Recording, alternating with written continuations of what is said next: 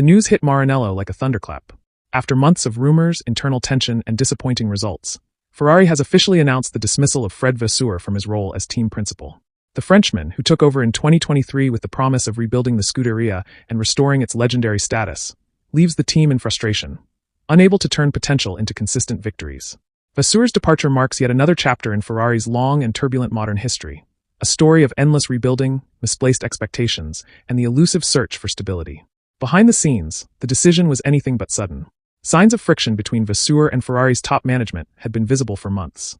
Team president John Elkann and CEO Benedetto Vigna had been demanding immediate results, especially with Lewis Hamilton's high-profile arrival in 2025.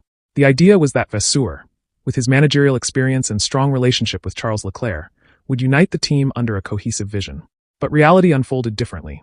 The Ferrari car remained inconsistent, updates failed to deliver, and the internal atmosphere grew increasingly tense.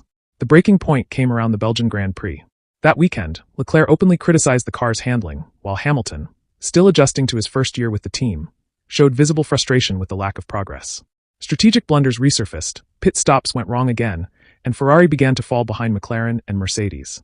The dream of fighting for the title vanished. The team found itself stuck in midfield battles, unable to extract performance or maintain any sense of direction. Sources inside Maranello suggest that Vasseur's relationship with key engineers had deteriorated. Many of the technical staff still loyal to Mattia Binotto resisted the structural changes the Frenchman wanted to implement. Vasseur sought a leaner, faster decision-making model, but Ferrari's deep-rooted bureaucracy slowed everything down. Development programs were delayed, meetings dragged on endlessly, and Vasseur reportedly felt powerless to change the culture. The final blow came with the failure of Ferrari's new aerodynamic concept for 2025. Attempting to blend Red Bull-style efficiency with Ferrari's own design philosophy, the result was a car without identity. On fast tracks, it lacked top-end speed. On slower circuits, tire degradation was brutal. Vasseur had insisted on gradual evolution, but mounting pressure from management and fans pushed Ferrari toward rushed development cycles. When those gambles didn't pay off, faith in Vasseur's leadership evaporated. The numbers tell the story. In nearly 3 seasons in charge, Vasseur managed only 2 wins, both thanks more to circumstance than outright pace. There were glimpses of brilliance, pole positions at Monza and Singapore, flashes of competitiveness on certain weekends. But Ferrari never sustained its form long enough to threaten Red Bull or McLaren. In modern Formula One, consistency defines champions, and Ferrari under Vasseur could never find it. The moment of truth came after the Japanese Grand Prix.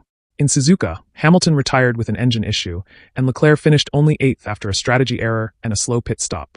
According to insiders, Elkann immediately summoned Vasseur to Maranello for crisis talks.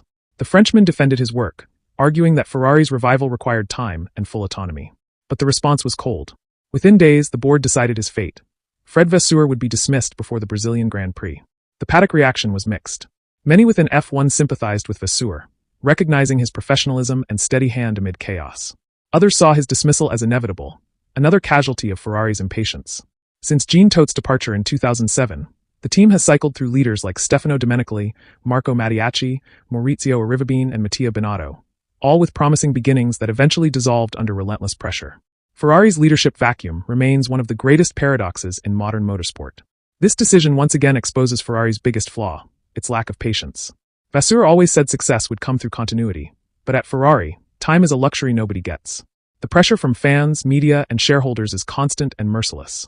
Every mistake becomes a scandal. Every missed podium feels like a crisis. Even progress isn't enough when the ghost of Schumacher's era looms over every effort. Ferrari is still chasing a legacy it can no longer replicate. Speculation about Vasseur's replacement began immediately. Names like Andreas Seidel, currently leading Sauber, soon to become Audi, and even Laurent Mekies of Visa RB have surfaced. Some insiders suggest promoting from within, figures such as Enrico Cardiel or Diego Tondi, though both are more technically focused than politically inclined.